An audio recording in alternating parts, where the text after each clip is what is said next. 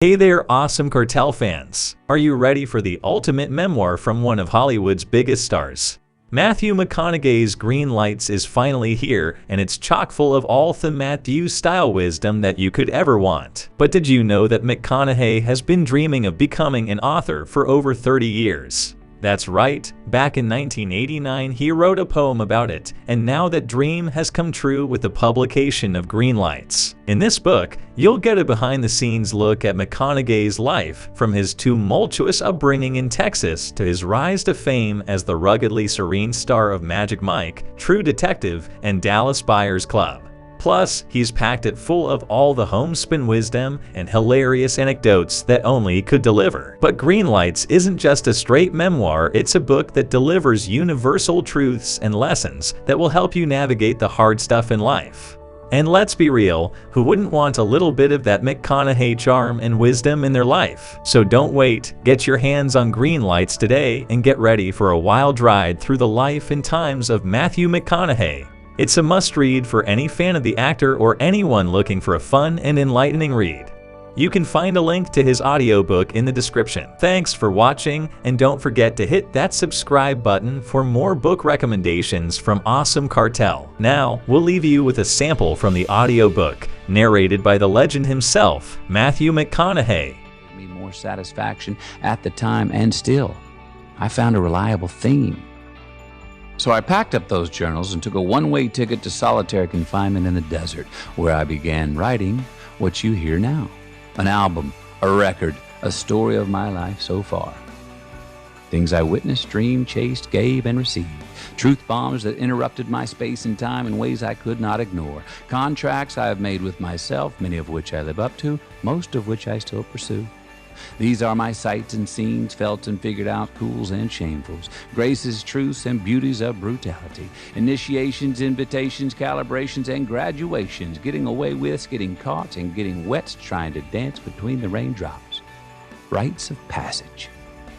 All between are on the other side of persistence and letting go, on the way to the science of satisfaction in this great experiment called life.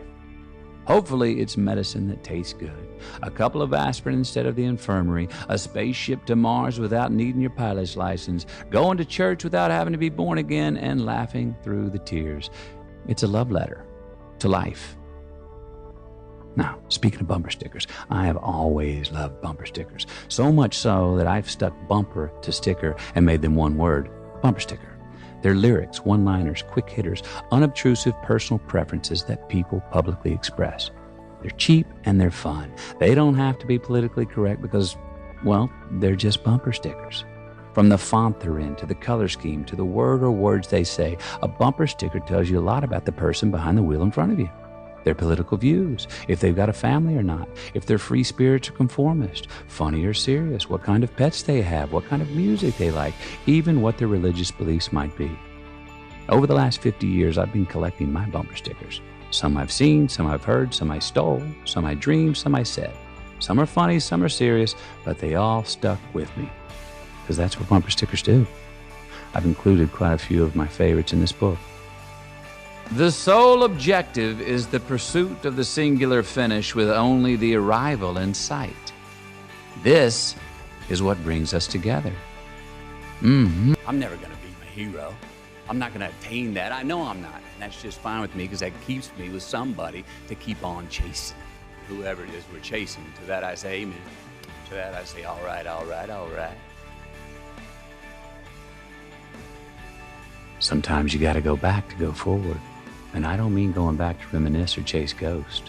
I mean go back to see where you came from, where you've been, how you got here. That's me from a Lincoln ad in 2014. You might remember that one. It got parodied quite a bit. Sold a lot of cars too. So, how did I get here?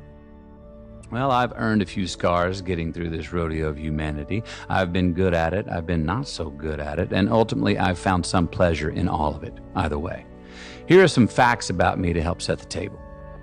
I am the youngest brother of 3 and the son of parents who were twice divorced and thrice married to each other. We grew up saying I love you to each other. We meant it. I got whipped until my butt bled for putting on a Cracker Jack tattoo when I was 10 years old. When I first threatened to run away from home, my parents packed my bags for me. My dad wasn't there the day I was born. He called my mom and said, "Only thing I have to say is if it's a boy, don't name him Kelly." The only thing I ever knew I wanted to be in life was a father. I learned to swim when my mom threw me in the Llano River, and I was either going to float off the rocky waterfall 30 yards downstream or make it back to the bank. I made it to the bank. I was always the first one to wear out the knees in my tough-skin jeans. For 2 years, I led the under-12 soccer league in red cards as a goalie. When I kept whining about my lone pair of tennis shoes being old and out of fashion, my mom told me, "Keep griping, and I'll take you to meet the boy with no feet." I was blackmailed into having sex for the first time when I was 15. I was certain I was going to hell for the premarital sex. Today, I am merely certain that I hope that's not the case.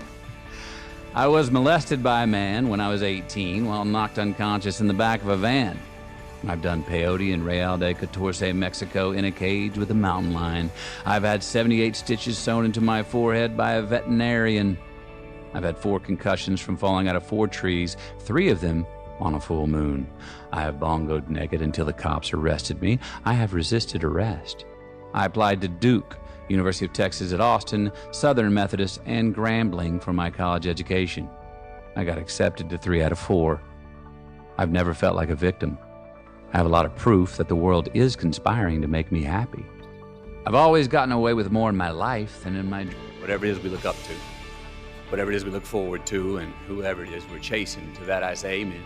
To that I say all right, all right, all right. Thank you.